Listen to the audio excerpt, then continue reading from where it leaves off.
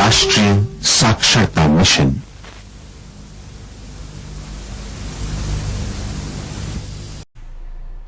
नमस्कार छात्रों, मैं आरिफ पाशा, श्री एल सिद्धप्पा स्मारक माध्यमिक पाठशाला मुतुकदुर्ग। शिक्षा की राह पर हमारे कदम, शिक्षा की राह पर हमारे कदम चैनल पर आप सबका फिर से स्वागत है। मैं आज 8वीं कक्षा से संबंधित जो कविता कबीर के दोहे जो पूर्ण नहीं किया था, तो उसका अगला भाग मैं आज आपके सामने प्रस्तुत करने जा रहा हूँ। तो उससे पहले कविता को सुनने से पहले फिर मैं आपको कुछ प्रश्न पूछूंगा। यहाँ पे आपको उसके सही उत्तर देना है।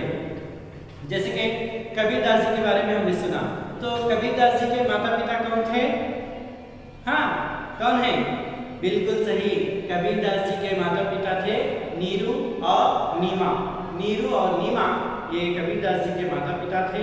और वाणी के डिक्टेटर किसे कहा जाता था? किसे? कबीरदास जी को वाणी के डिक्टेटर कहा जाता है। कबीरदास जी को वाणी के डिक्टेटर कहा जाता है। और कबीरदास जी के जो दोहे जो है, इसके संकलित रूप को क्या कहेंगे? हाँ, क्या है वो? बीजक। इनका जो दोहों का जो संग्रह है उसे बीजक नाम से बुलाते हैं। और साथ ही साथ यह है कि कबीरदास जी के माता पिता के बारे में देखा और वाणी के डिक्टेटर उनको कहा जाता है, ये भी देखा। और हमें कैसी वाणी बोलनी चाहिए, कविता के आधार से बताया है कि कैसी वाणी बोलना चाहिए हमें। कैसी वाणी? हाँ, जिससे दूसरों को क्या नहीं होना चाहिए, दूसरों को दुख ना हो। तो बताया गया मन का आपा खोए, यानी कि मन का अहंकार को, मन में जो अहंकार है उसको निकाल कर हमें हमारी मधुर वाणी बोलनी चाहिए, है ना। तो फिर अब आगे पढ़ने से पहले इस कविता में आए हुए कुछ और शब्दार्थ जो हैं, यानी कि नए शब्द जो बताए गए, उनको हम यहाँ पे देखेंगे। शब्दार्थ में नए शब्दों का जो अर्थ है वो देखेंगे।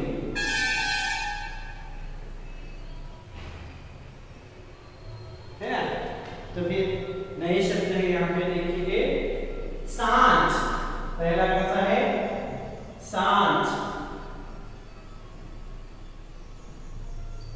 सांझ का अर्थ है सत्य। सांझ का अर्थ क्या है? सत्य, यानी कि सच। सांझ मतलब है सत्य, अंत है। फिर दूसरा है जाके। जाके शब्द का अर्थ है यहाँ पे जिसके। क्या है वो? जिसके। जाके का अर्थ है जिसके या बरा। हाँ, फिर तीसरा है, तीसरा जो शब्द है ताके। क्या है वो? ताके। ताके शब्द का अर्थ है उसके।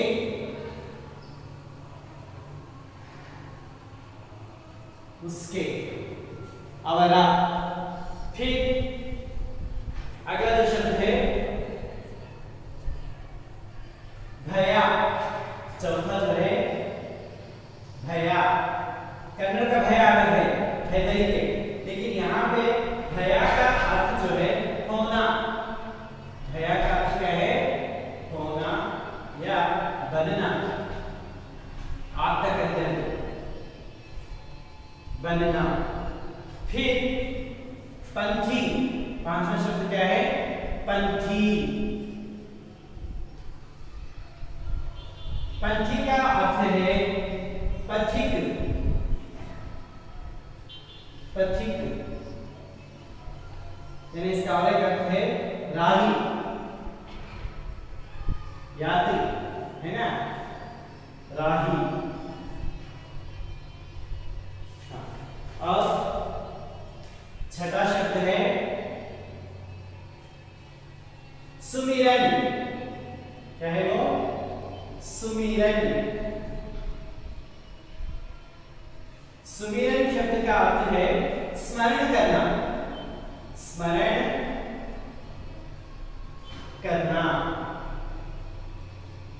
सुमिरन का अर्थ क्या है?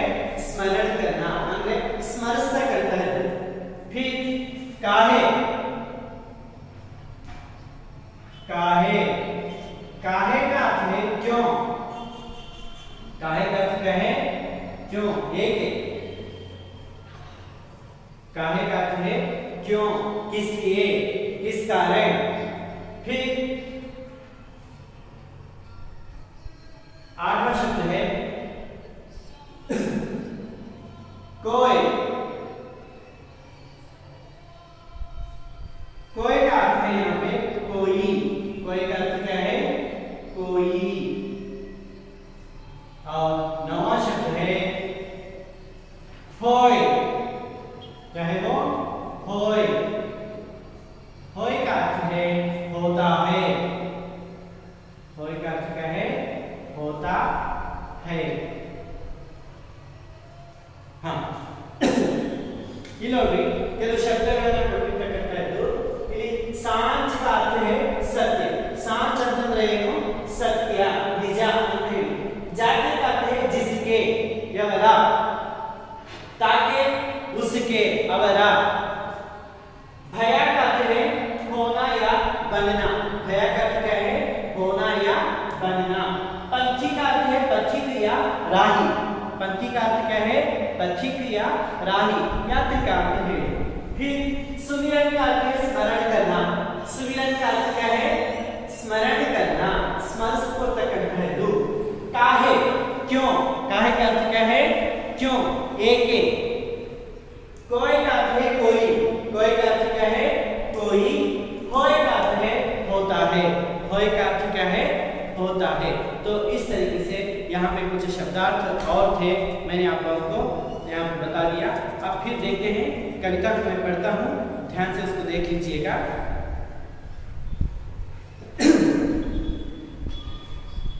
ऐसी बानी बोलिए मन का आपा खोए, ऐसी बानी बोलिए मन का आपा खोए, औरन को शीतल करई आपहु शीतल होय, आपहु शीतल होय।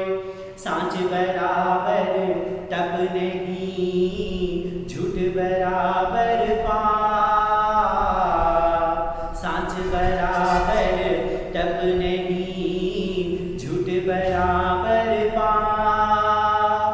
जाके हृदय सांझ है ताके हृदय आप, ताके हृदय आप। बड़ा भया तो क्या भया जैसे पेड़ खजूर, बड़ा भया तो क्या भया जैसे पेड़ खजूर। पंथी को छाया नहीं फल लागे अति दूर, फल लागे अति दूर। दुख में सुमिरन सब करई सुख में करई न कोई, दुख में सुमिरन सब करई सुख में करई न कोई। जो सुख में सुमिरन करई तो दुख काहे होय, तो दुख काहे होय, है ना। तो इस तरीके से हम कविता को राग से, इन दोनों को राग से भी गा सकते हैं। तो इससे पहले मैंने आपको कवि कबीरदास जी का परिचय भी सुनाया और साथ ही साथ जो पहला दोहा था उसका अर्थ भी मैंने समझाया था। यानी कि हमें कैसी वाणी, यानी कि कैसी वाणी बोलनी चाहिए, हमें ऐसी वाणी बोलनी चाहिए जिससे मन का आपा खोए, यानी कि हमारे मन से अहंकार को निकाल कर, है ना, हमारी भाषा यानी कि हमारी बातें बोलनी चाहिए। और औरों को शीतल करे, हम दूसरों का भला चाहेंगे तो हमारा भी भला होगा। इस तरीके से हमने पहले दोहे में देखा। अब दूसरा देखते हैं। सांझ बराबर तप नहीं बराबर पाप, यानी कि सांझ, सांझ का अर्थ क्या बताया मैंने? सत्य, सत्य या सच के बराबर कोई दूसरा तप नहीं है। हम तपस्या करते हैं, तपस्या का पहला अर्थ यह है कि हमें सच बोलना चाहिए। ಮೊದಲು ಸತ್ಯವನ್ನು ಹೇಳೋದಿದೆಯಲ್ವಾ, ಅದಕ್ಕಿಂತ ದೊಡ್ಡದಾಗಿರ್ತಕ್ಕಂತಹ ತಪಸ್ಸು ಇನ್ನೊಂದಿಲ್ಲ। झूठ बराबर पाप, झूठ किसके बराबर है? पाप के बराबर है। असत्य ಅಥವಾ ಸುಳ್ಳು ಅಂತಕ್ಕಂಥದ್ದು ಪಾಪಕ್ಕೆ ಸಮಾನವಾಗಿರ್ತಕ್ಕಂಥದ್ದು ಅಂತ ಹೇಳ್ತಾ ಇದ್ದಾರೆ। सच सांझ बराबर तप नहीं, यानी कि सत्य के बराबर कोई तप नहीं है, और झूठ जो है ये पाप के बराबर है, पाप करने के बराबर है। जाके हृदय सांच है, जिसका हृदय, जाके का अर्थ क्या है? जिसका, जिसका हृदय सांच है, जिसका हृदय सच्चा है, ताके हृदय आप, यानी कि ताके हृदय आप, उसके हृदय में भगवान बसते हैं, उसके हृदय में भगवान बसते हैं। यार ಹೃದಯ ಸತ್ಯವಂತಹದ್ದು ಆಗಿದೆಯೋ ಅಂತಹವರ ಹೃದಯದಲ್ಲಿ ಏನಿರ್ತಾರೆ ಭಗವಂತನ ಒಂದು ನಿವಾಸ ಅಥವಾ ಭಗವಂತನ ವಾಸ ಅಲ್ಲಿ ಆಗ್ತಾ ಇದೆ ಅಂತಕ್ಕಂತಹ ಮಾತನ್ನ ಹೇಳ್ತಾ ಇದ್ದಾರೆ। सांच बराबर तप नहीं, यानी कि सत्य के बराबर कोई तप नहीं है, झूठ के बराबर कोई पाप नहीं है, यानी कि झूठ जो बोलते हैं वो पाप के समान है। जाके हृदय सांच है, जिसका हृदय सच्चा है, जिसका हृदय सच्चा है ना, हाँ, उसके हृदय में जो सच बोलता है उसके हृदय में भगवान का वास होता है, भगवान उसके हृदय में स्थित होते हैं, रहते हैं, है ना। ये हो गया दूसरा वाला। फिर तीसरा देखिएगा, बड़ा भया तो क्या भया? बड़ा भया, भया मीन्स बताया मैंने, भया का अर्थ क्या बताया? हाँ, होना, बड़ा हुआ तो क्या हो गया? जैसे पेड़ खजूर, खजूर का पेड़ जो होता है बहुत ऊंचा होता है, लेकिन उसकी पत्तियां बहुत ऊपर होती हैं, है ना। हाँ, बड़ा भया तो क्या भया? जैसे पेड़ खजूर, पंछी को छाया नहीं, फल लागे अति दूर। देखिएगा, खजूर का जो पेड़ होता है, जैसे कि हम बोलते हैं कन्नड़ में उत्तत्ती मरा बोलते हैं ना, हाँ, वो जो पेड़ है ಅದು ತುಂಬಾ ಎತ್ತರಕ್ಕೆ ಬೆಳೆಯುತ್ತೆ, ಎತ್ತರವಾಗಿ ಬೆಳೆಯುತ್ತೆ, ಆದರೆ ಪಂಥಿಕೋ ಈಗ ನಮಗೆ ಆಲದ ಮರ, ಬೇವಿನ ಮರ ನೀಡ್ತಕ್ಕಂತಹ ನೆರಳು ಏನಿದೆಯಲ್ಲ ಆ ರೀತಿಯ ನೆರಳು ಇದು ಕೊಡಲಿಕ್ಕೆ ಸಾಧ್ಯ ಇಲ್ಲ। पंछी को छाया नहीं, जो रास्ते में जा रहा है आदमी थक गया है, अब वो जाकर पेड़ के नीचे बैठना चाहता है, तो खजूर के पेड़ के नीचे जाकर बैठेगा तो उसे उसकी छाया नहीं मिलती। अगर भूख लगी है, कुछ फल खाना है, तो फल भी क्या है? अति दूर, बहुत दूर होते, वो भी नहीं मिलते। तो बड़ा होने से फायदा ये नहीं है, यानी कि इसका अर्थ ये है जो भी अमीर लोग हैं किसी की सहायता नहीं कर सकते तो उसका अमीर होना सही नहीं है। समझ रहे ना। ಅಂದ್ರೆ ಈ ಉತ್ತತ್ತಿ ಮರ ಅಂತ ನಾವೇನು ಹೇಳ್ತೀವಿ, ತುಂಬಾ ಎತ್ತರವಾಗಿ ಬೆಳೆಯುತ್ತೆ, ಹಣ್ಣುಗಳು ಕೂಡ ಅದರಲ್ಲೇ ಇರ್ತವೆ, ತುಂಬಾ ದೂರದಲ್ಲಿ ಇರ್ತವೆ। ಯಾತ್ರಿಕರು ಯಾರಾದ್ರೂ ಅಲ್ಲಿ ದಾರಿಯಲ್ಲಿ ಓಡಾಡ್ತಾ ಇದ್ದಾರೆ ಅಂತಂದ್ರೆ ಅವರಿಗೆ ಅದರ ನೆರಳು ಸಿಗಲ್ಲ, ತಿನ್ನಬೇಕು ಅಂತಂದ್ರೆ ಹಣ್ಣು ಕೂಡ ಸಿಗೋದಿಲ್ಲ। ಅಂತಹ ಒಂದು ಶ್ರೀಮಂತಿಕೆ ನಮಗೆ ಬೇಕಾಗಿಲ್ಲ। ದೊಡ್ಡ ವ್ಯಕ್ತಿ ಅಂತ ಅನ್ನಿಸ್ಕೊಂಡಿರ್ಬೋದು, ಆದರೆ ಆ ದೊಡ್ಡ ವ್ಯಕ್ತಿ ಚಿಕ್ಕವರಿಗೆ ಅಥವಾ ದುರ್ಬಲರಿಗೆ ಸಹಾಯ ಮಾಡ್ತಾ ಇದ್ರೆ ಅಂತಹ ಶ್ರೀಮಂತಿಕೆ ಏನಕ್ಕೆ ಬೇಕು ಅಂತಕ್ಕಂತಹ ಮಾತು। बड़ा भया तो क्या भया? जैसे पेड़ खजूर, बड़ा हो गया तो क्या हो गया? जैसे पेड़ खजूर, खजूर का पेड़ जो बड़ा होता है उस तरीके से पंछी को छाया नहीं, जो पंछी वहां पे फिर रहे हैं या राहगीर जो हैं उनके लिए क्या है, वहां पे छाया नहीं मिलती, फल भी नहीं मिलते, फल भी लागे अति दूर, बहुत दूर फल वहां पे लगे हुए वो नहीं मिलते। तो फिर चौथा जो है, दुख में सुमिरन सब करई, दुख में सुमिरन सब करई, सुख में करई ना कोई, सुख में करई ना कोई, यानी कि दुख में सुमिरन सब करई। सुमिरन का अर्थ क्या बताया मैंने? स्मरण करना, है ना। ದುಃಖದಲ್ಲಿ ಎಲ್ಲರೂ ಕೂಡ ಎಲ್ಲರನ್ನೂ ಸ್ಮರಿಸ್ತಾರೆ। ಸುಖ ಮೇ ಕರೈ ನ ಕೋಯ್, ಸುಖ ಇದ್ದಾಗ ನಾವು ದೇವರನ್ನು ಕೂಡ ನೆನೆಸೋದಿಲ್ಲ, है ना। जब हमें सुख की प्राप्ति हो गई तो सुख हमें मिल रहा है तो हम भगवान की भी, है ना, भगवान को भी हम याद नहीं करते, तो ऐसा सुख नहीं चाहिए। अब बोलते हैं दुख में सुमिरन सब कहे, जब उन्हें दुख होता है तो सबकी याद आती है। हाँ? जो सुख में सुमिरन करे यारू ಸುಖದಲ್ಲಿದ್ದಾಗ ಭಗವಂತನನ್ನ ಅಥವಾ ಬೇರೆಯವರನ್ನ ಇಲ್ಲಿ ಸ್ಮರಣೆ ಮಾಡ್ಕೊಳ್ತಾರೋ तो दुख काहे होए, ಅವಾಗ ನಮಗೆ ದುಃಖ ಏನಕ್ಕೆ ಬರುತ್ತೆ? इसीलिए जब सुख में हम भगवान का स्मरण करेंगे या अच्छे लोगों का स्मरण करेंगे तो हमें कभी भी दुख नहीं मिलेगा। जब दुख आया उस समय हम उसको भगवान का स्मरण करेंगे तो क्या होगा? हमें कोई फायदा उससे नहीं है। इस तरीके से कवि यहाँ पे कबीरदास जी बताते हैं दुख में सुमिरन सब करे। दुख में जब रहते हैं तो सब क्या करते हैं? स्मरण करते हैं भगवान का। सुख में करे न कोई, सुख में जब रहते हैं तो कोई उसका स्मरण नहीं करते। दुख में सुमिरन, जो सुख में सुमिरन करे तो दुख काहे होए। तो हमारे दुख का कारण क्या है? हम सुख और दुख दोनों में जैसे हैं वैसे ही रहना चाहिए। अगर दुख है तब भी स्मरण करना चाहिए, सुख है तब भी स्मरण करना चाहिए। यानी कि हर समय हमें एक जैसा रहना चाहिए। ऐसा नहीं कि सुख में आ गए तो हमें दुनिया ही नहीं दिखती, ऐसा नहीं होना चाहिए। ದುಃಖದಲ್ಲಿದ್ದಾಗ ಸುಖದಲ್ಲಿದ್ದಾಗ ಯಾವಾಗಲೂ ನಾವು ಒಂದೇ ರೀತಿಯಾಗಿರಬೇಕು। ದುಃಖ ಇದ್ದಾಗ ಅಳಬಾರ್ದು, ಸುಖ ಬಂದಾಗ ನಾವು ಯಾರನ್ನು ಮರಿಬಾರ್ದು। ಎಲ್ಲ ಸಮಯ ಸಂದರ್ಭಗಳಲ್ಲೂ ಕೂಡ ನಾವು ಒಂದೇ ಆಗಿರಬೇಕು ಅಂತಕ್ಕಂತಹ ಮಾತು ಇಲ್ಲಿ कबीरदास जी ಅವರು ಹೇಳ್ತಾ ಇದ್ದಾರೆ। अर्थ आइए अल्लाह समझ गए अपनी इस कविता को? फिर एक बार पढ़ता हूँ, इसको देख लीजिएगा। ऐसी वाणी बोलिए मन का आपा खोए।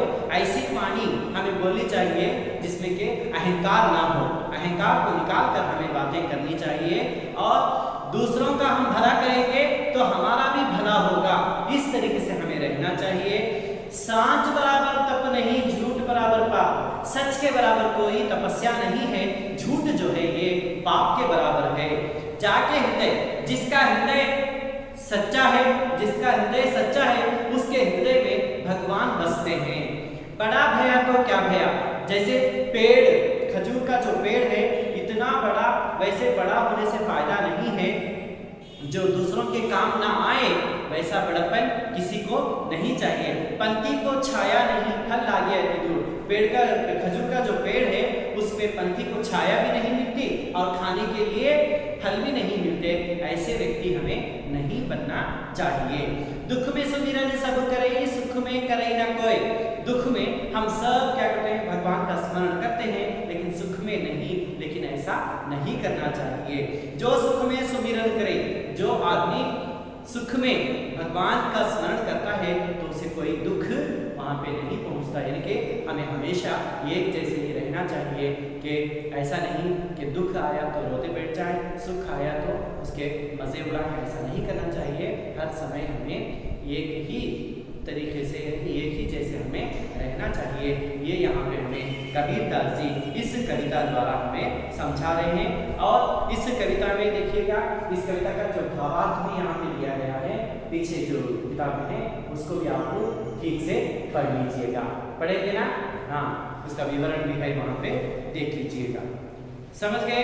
अर्थ ಆಗಿದೆ ಅಲ್ವಾ? ಈಗ ನಾನು ಹೇಳಿರ್ತಕ್ಕಂತಹ ಪಾಠ ಯಾವ ರೀತಿಯಾಗಿ ನಾವು ಇರಬೇಕು ಅಂತಕ್ಕಂಥದ್ದು ಸಮಾಜ ಸುಧಾರಣೆಗೆ ಅಥವಾ ಒಂದು ಸಮಾಜದಲ್ಲಿ ನಾವು ಇರಬೇಕು ಅಂದರೆ ಹೇಗಿರಬೇಕು ಅಂತಕ್ಕಂಥ ಒಂದು ವಿಚಾರವನ್ನು कबीरदास ಅವರು ನಮಗೆ ಹೇಳಿದ್ದಾರೆ। अगर हम समाज में जीवित रहना चाहते हैं तो कुछ नियमों का पालन करना चाहिए और नियमों का पालन करते करते अच्छाई को हमें दर्शाना चाहिए या अच्छाई अपनाना चाहिए। जब जाकर हमें कोई दुख हमें यहाँ पे नहीं पहुँचता। इस तरीके से कबीरदास जी हमें यहाँ पे बता रहे हैं। समझ गए ना? अब हम इस कविता में आने वाले कुछ व्याकरण के जो अंश हैं उसको हम देखते जाएंगे। अब देखिएगा, पहले है इसमें विलोमार्थक शब्द है ना। विलोम शब्दों को देखिए।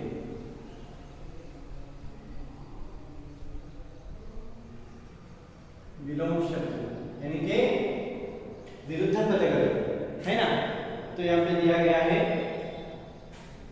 एक उदाहरण दिया गया है, सत्य का विलोम शब्द है असत्य. ಸತ್ಯ ಅನ್ನೋದರ ವಿಲೋಮ ಶಬ್ದ असत्य ಅಂತ ಹೇಳಿ ಇಲ್ಲಿ ಕೊಟ್ಟಿದ್ದಾರೆ अल्वा. हाँ, तो फिर दूसरे जो शब्द हैं उसको देखते जाएंगे. जैसे कि पहला है धर्म. पहला क्या है? धर्म. दूसरा है न्याय. न्याय.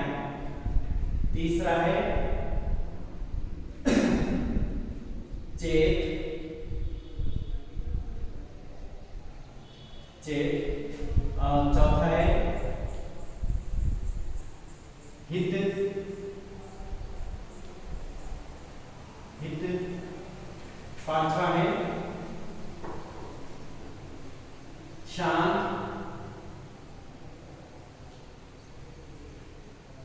छठा है सफल. सफल. तो इस तरीके से यहाँ पे कितने 6 शब्द दिए गए हैं. इन 6 शब्दों के विलोम शब्द हमें लिखना है. कौन से शब्द लिखना है? विलोम शब्द लिखना है.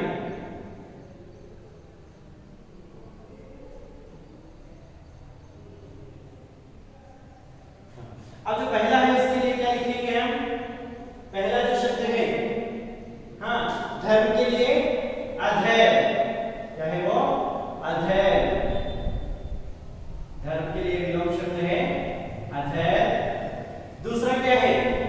ये भी देखो, न्याय. हाँ, न्याय के लिए अन्याय. न्याय के लिए क्या लिखेंगे? अन्याय. तीसरा चेत. अचेत. चेत. अचेत. हित. हित के लिए क्या लिखेंगे? अहित. हित. अहित. हित. अहित. फिर पांचवा शांत. अशांत. शांत. अशांत. अंत में सफल शब्द दिया गया है. ये ना आपको ये लिख कर दे दो सफला. हाँ, इसके लिए क्या लिखेंगे? असफल. क्या है वो? असफल.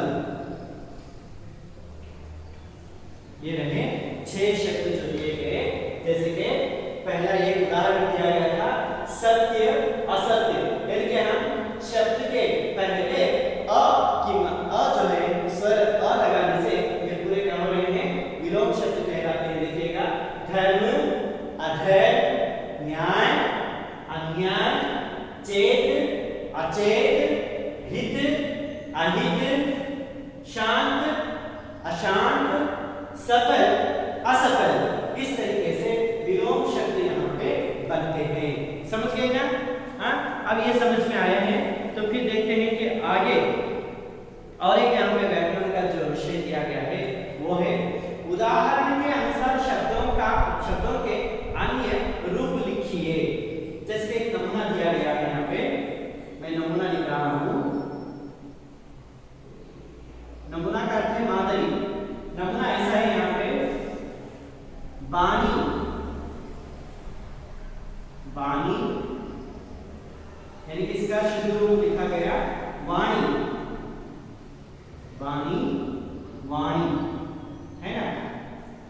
ऐसे ही कुछ शब्द यहाँ पे दिए हैं, उनके सही रूप हम लिखेंगे. पहला है सांच. सांच. दूसरा है हृदय.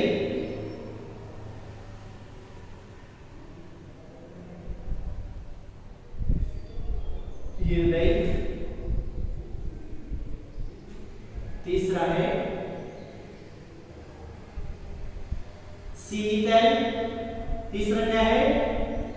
शीतल. ये तीसरा है. चौथा जुग.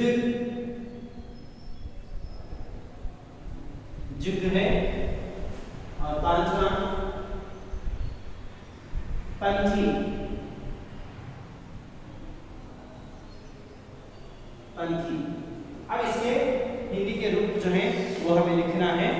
जिसके पहला क्या बताया गया है, ಇಲ್ಲಿ ಕೊಟ್ಟಿರ್ತಕ್ಕಂತಹ ಶಬ್ದಗಳು ಬ್ರಜಭಾಷೆಯಲ್ಲಿ ಆಗಿರ್ತಕ್ಕಂಥದ್ದು.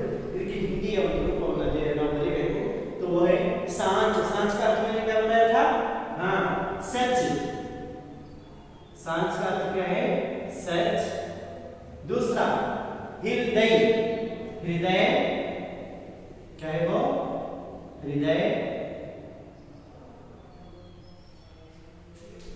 शीतल. हाँ, शीतल के लिए शीतल.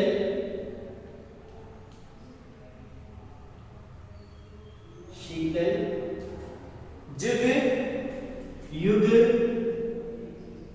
जुग. युग. पंथी. हाँ, पथिक. पथ पर चलने वाला पथिक.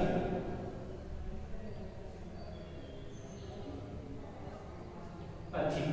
तो ये है जैसे कि नमूना दिया गया वाणी का सही रूप में हमने यहाँ पे वाणी लिखा, वैसे ही सांझ का सच, हृदय का हृदय, शीतल का शीतल, जुग का युग, पंछी के लिए पक्षिक.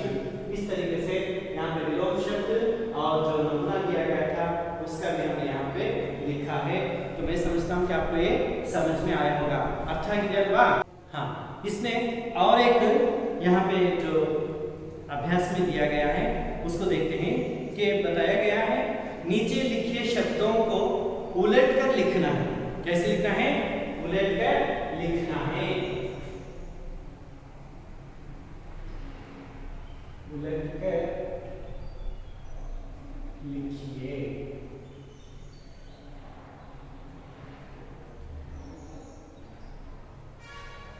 उलट कर लिखिए. ये उदाहरण यहाँ पे दिया गया है. उदाहरण के तौर पर एक दिया गया है, नमूना दिया गया है. उदाहरण है ना ಕೊಟ್ಟಿದ್ದಾರೆ.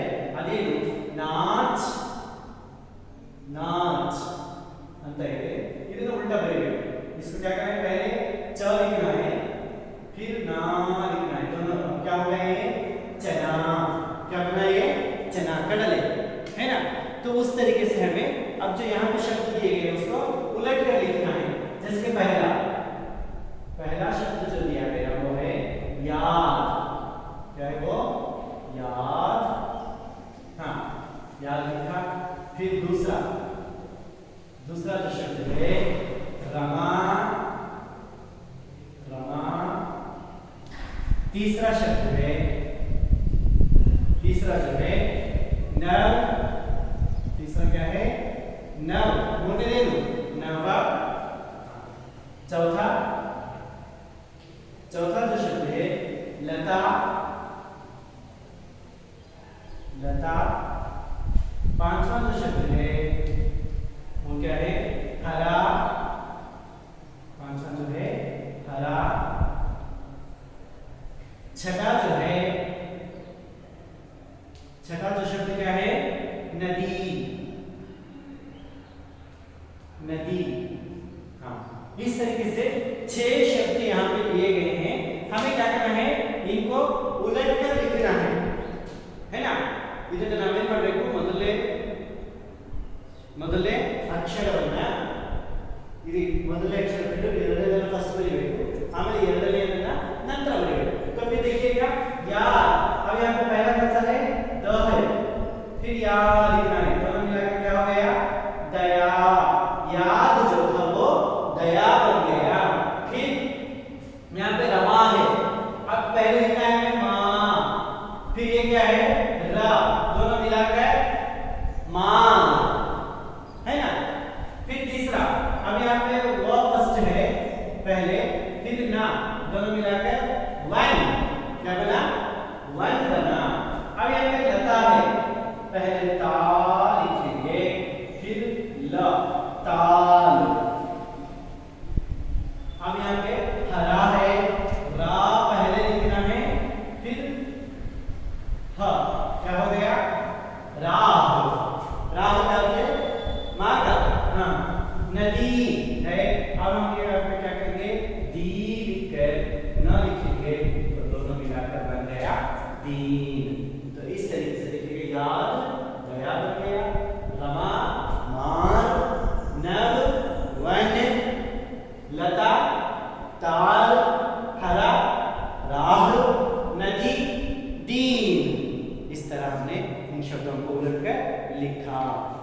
समझता हूँ कि आप लोगों को कबीर के दोहे जो कविता थी वो समझ में आ गई होगी। समझ में आई है नहीं आई है?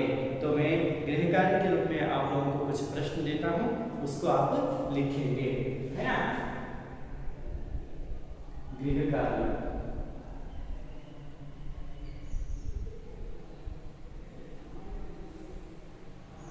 गृह कार्य में जो प्रश्न दे दूंगा उसको आप क्या करेंगे, लिख कर लाएंगे।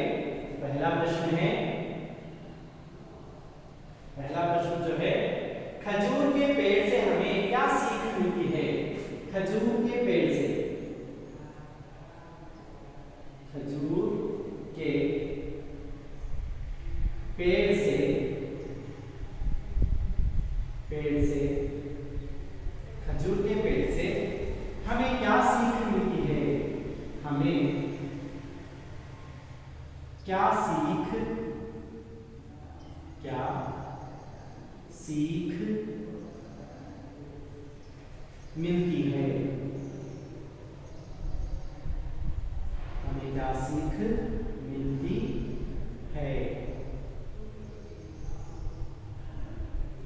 है ना? ये एक प्रश्न हो गया। फिर दूसरा, दूसरा जो प्रश्न है, भगवान का स्मरण, भगवान, भगवान का स्मरण, भगवान का स्मरण मनुष्य कब और क्यों करता है? मनुष्य, मनुष्य कब और क्यों, कब और क्यों करता है? क्यों करता है? हाँ। अब इन दोनों प्रश्नों के उत्तर आप लोगों को लिख कर लाना है। पहला प्रश्न है, खजूर के पेड़ से हमें क्या सीख मिलती है? हमें उत्तरती बरदिना लिए सीखता कर कहा कही के ये हो।